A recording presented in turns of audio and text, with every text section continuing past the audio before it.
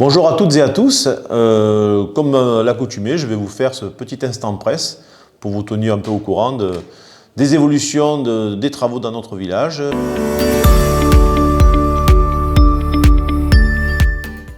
Alors pour commencer, je vais vous parler des travaux qu'il y a sur le quartier de Garrigouille, exactement sur le quartier du chemin du Mas de Saint-Jean, où on est en train de faire l'induction d'eau potable, donc de faire l'extension. Donc, comme vous le savez, c'était une de nos promesses de campagne, de raccorder le quartier de Garrigouille. Et bien, on s'y attelle aujourd'hui. On ne pourra pas raccorder la totalité du quartier de Garrigouille, puisqu'en fait, il est divisé tout simplement en 3 zones. Et aujourd'hui, on va faire, on va dire, le quartier nord de Garrigouille. Et pourquoi on a commencé par ce quartier-là? Tout simplement parce que c'est le plus simple, le moins coûteux. Et aussi, ça nous donne l'opportunité de brancher 11 nouveaux compteurs, plus exactement 11 nouveaux administrés qui n'ont pas l'eau et qui ont des soucis d'eau. Et donc ces personnes-là seront certainement les plus ravies d'entre nous, car elles vont enfin pouvoir avoir l'eau de la commune.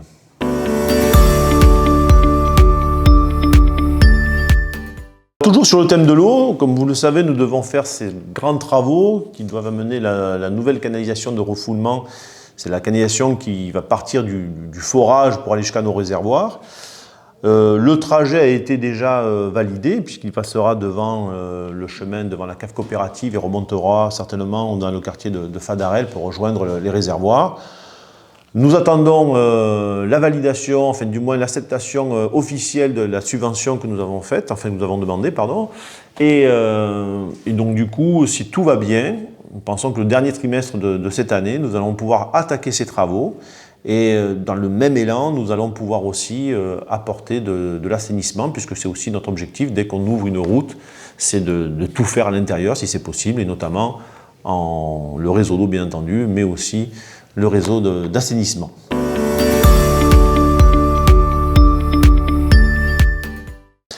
Les autres projets qui vont débuter cette année, nous allons commencer par la mairie, puisque nous avons une opportunité de subvention et que le budget a été voté. Donc nous allons certainement, avant l'été, commencer à faire les travaux au niveau de l'accueil. L'idée, c'est de refaire complètement les espaces qui accueillent du public, tout simplement.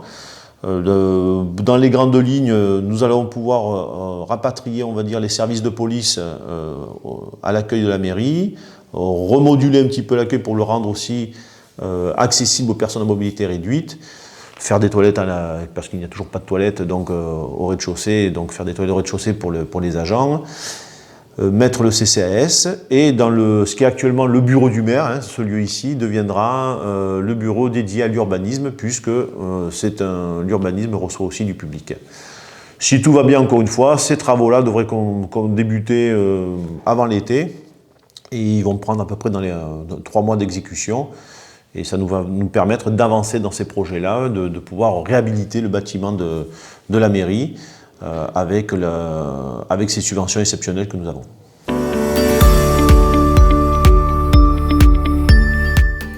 Ce projet, comme vous le savez, c'est le fil rouge de notre mandat. Ça se passe très bien aujourd'hui, donc on est en train de faire plusieurs étapes. Enfin, les premières étapes ont été amorcées. Nous avons aujourd'hui le retour complet des groupes de travail sur le pré-programme de l'école. Donc je remercie d'ailleurs, j'en profite de remercier toutes les personnes qui ont participé dans ces groupes de travail.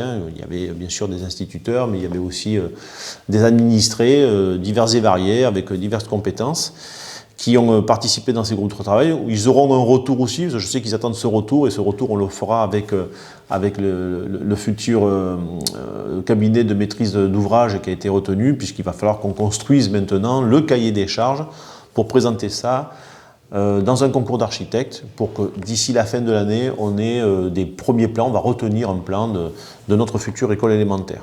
Donc ça avance bien, et je voulais en profiter aussi pour remercier les instituteurs de l'école élémentaire, et notamment la directrice, qui ont joué un rôle essentiel pour motiver les enfants de CM2, ils sont en train de finaliser justement des maquettes, puisque l'objectif, la thématique était de rêver votre école, et nos enfants ont rêvé d'une école, et nous allons bien sûr les écouter et mettre en œuvre, je veux dire, que certainement des idées qu'ils ont, de belles idées qu'ils ont certainement sorties de toutes ces réflexions et des maquettes qu'ils nous présenteront incessamment sous peu.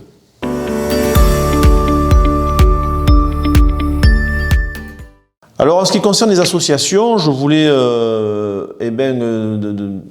dire quelques mots de bienvenue à deux associations qui nous tiennent à cœur. La première, c'est sur la protection animale, alors au sens large.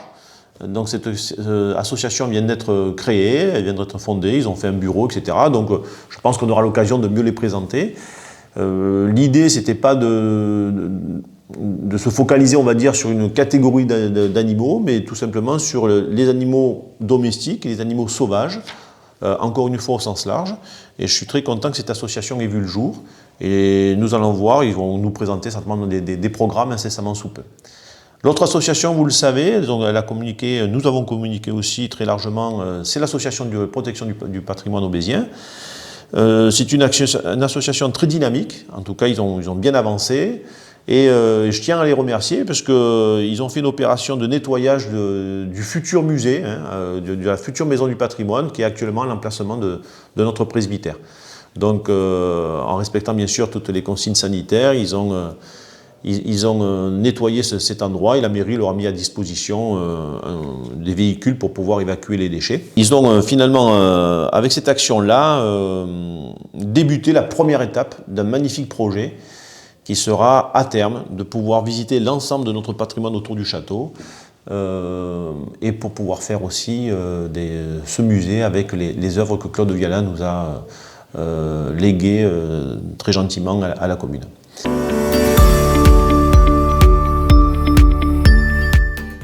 Suite aux dernières annonces gouvernementales, nous avons été obligés de prendre des mesures et parmi ces mesures, nous allons fermer donc la mairie toute la journée du mardi et du jeudi.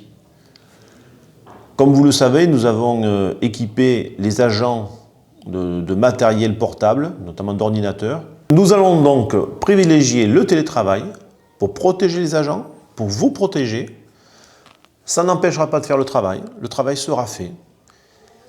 Je suis convaincu que tous ensemble, nous allons pouvoir traverser cette nouvelle crise comme nous le faisons depuis le début.